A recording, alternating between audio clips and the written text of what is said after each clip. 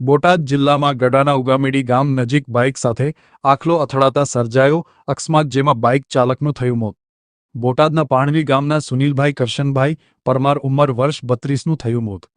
સુનિલભાઈ બાઇક લઈને ગડડાથી શાકભાજી ખરીદી કરી ઉગામેડી જતા હતા, ત્યારે આખલો વચ્ચે આવતા સર્જાયો અકસ્માત।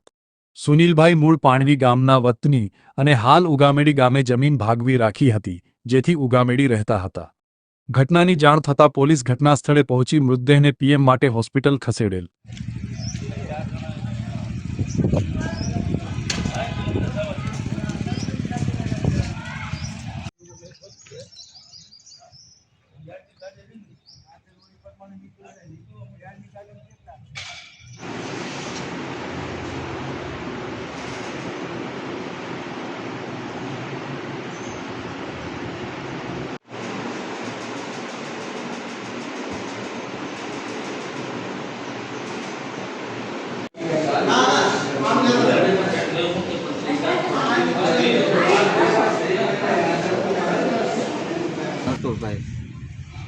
નટુભાઈ ગામ શું ઘટના બની હતી?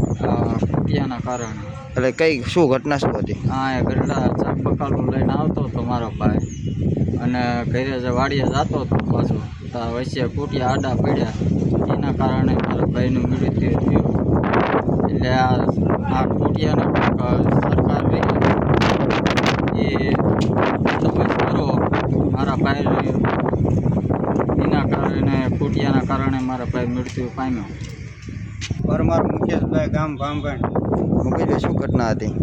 ઘટનામાં તો સાહેબ એવું છે કે મારો ભાઈ ગઢડાથી પરત શાકભાજી લઈને પરત આવતો, રસ્તામાં ઉગામેડીના રસ્તા પર આખલા રસ્તા પર આડા પડતા મારા ભાઈનું મૃત્યુ નીપજ્યું છે। અને મારો ભાઈ મારા માસીનું પોતાનું ગુજરાન એ ચલાવતો હતો, મોટો જ હતો ઘરમાં।